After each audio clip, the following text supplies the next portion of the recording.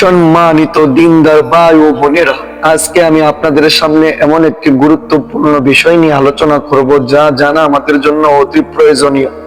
আমাদের এলাকায় চলমান রয়েছে স্বামী আর স্ত্রী দুপুরবেলা যদি একসাথে সহবাস করে তাহলে অনেক ক্ষতি হয়ে যায়। বিশেষ করে আমাদের এলাকার যে সমস্ত মুরব্বীরা রয়েছেন ওনারা বলে থাকেন যে স্বামী আর স্ত্রী দুপুরের পরে একসাথে মিলন করতে পারবেন না, যদি করে স্বামী স্ত্রীর ক্ষতি হয় এবং তার যে সন্তান হয় তার সন্তানের ক্ষতি হয়। আসুন আমরা প্রকৃত কোরআন হাদিস কি বলে এ সম্বন্ধে আমরা জানবো।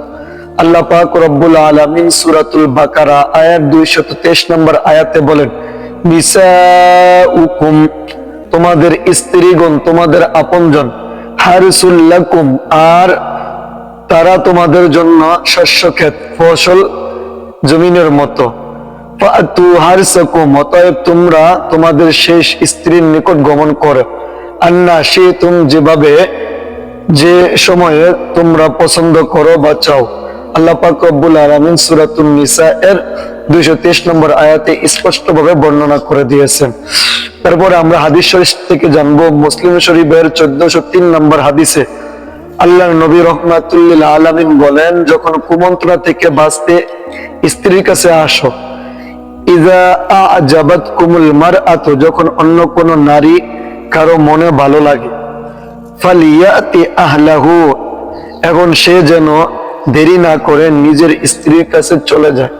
আল্লাহ রাসূল বলেন, যদি কোনো রাস্তায় চলাফেরা করতে কোনো অন্য নারীর প্রতি তোমার আকৃষ্ট হও, সঙ্গে সঙ্গে তুমি কি করে যাবা? তোমার নিজের স্ত্রীর কাছে চলে যাবা। ইন্না যালিকা, কারণ নিশ্চয় এই মিলন বা কাজটি ইউরদ্দু মা ফি নাফসিহি, নিজের মনের ভিতর থাকা কুচিন্তা বা কুমন্ত্রণা দূর করে দেয়। সম্মানিত হাজিরিন, একদিন স্ত্রীকে যখন স্বামী ডাকে, আমাদের এলাকায় আমার অনেক মা বোনেরা ভুল করে থাকেন, অনেক মা বোনেরা এই কাজগুলো করে থাকেন। স্বামী ডাকলে স্বামীর ডাকে সাড়া দেন না, অথচ আল্লাহর নবী রহমতের নবী বরকতের নবী বলেন স্বামীর ডাকে সাড়া দেওয়ার গুরুত্ব। স্বামী ডাকের সাথে সাথে স্ত্রী চলে যাওয়া। আল্লাহর নবী বলেন, ইজা দাআর রাজুলু মারআতুহু, যখন স্বামী তার স্ত্রীকে নিজের কাছে বিছানায় আহ্বান করে। যখন একজন স্ত্রীকে তার স্বামী বিছানায় আহ্বান করে, ইলা ফিরাশিহি, তার বিছানায়, ফাআবাত লাআনাতহা, যদি তার স্ত্রী ওই স্বামীর কাছে না যায় তাহলে সকাল যতক্ষণ পর্যন্ত আবার স্বামীর কাছ থেকে আবার ডাকবে তার আগ পর্যন্ত আল্লাহর ফেরেশতারা তার উপর লানত করতে থাকেন।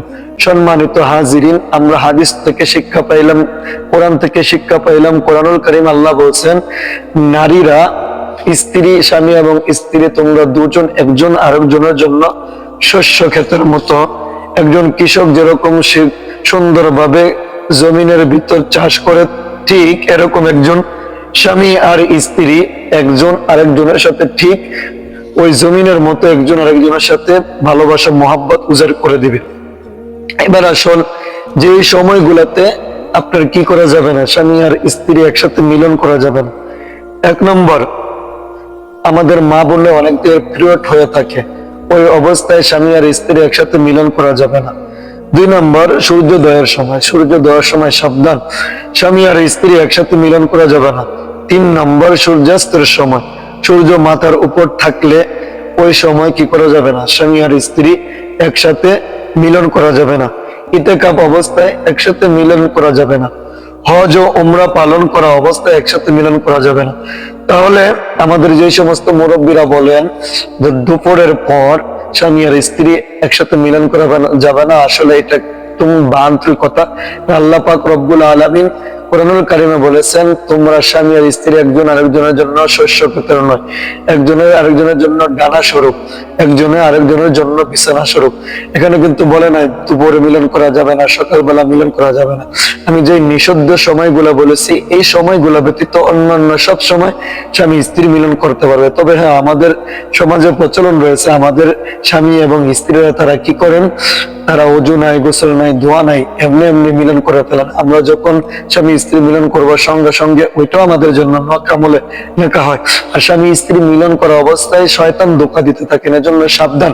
এ সময় খুবই সেন্সিটিভ বিষয়, যদি ওই সময় শয়তান ধোঁকা দেয় তাহলে আপনার সন্তানাদি ভালো হবে না। আপনার গোপন জায়গাগুলোতে শয়তানের শয়তানের ওয়াসওয়াসা পড়বে। এজন্য আমরা কি করব, মিলন করা অবস্থায় আমরা দোয়াগুলা পড়বো। আর যে নিষিদ্ধ সময়গুলো আছে এই নিষিদ্ধ সময়গুলোতে আমরা মিলন করবো। হাদিস শরীফে বলা আছে স্ত্রীকে যখন ডাকবে সঙ্গে সঙ্গে যেন স্ত্রী স্বামীর ডাকে সাড়া দেয়। সম্মানিত দিনদার ভাই ও বোনেরা, আমরা যেন কোরআন ও হাদিস অনুযায়ী আমাদের জীবনকে চালাইতে পারি। আল্লাহ যেন সেই তৌফিক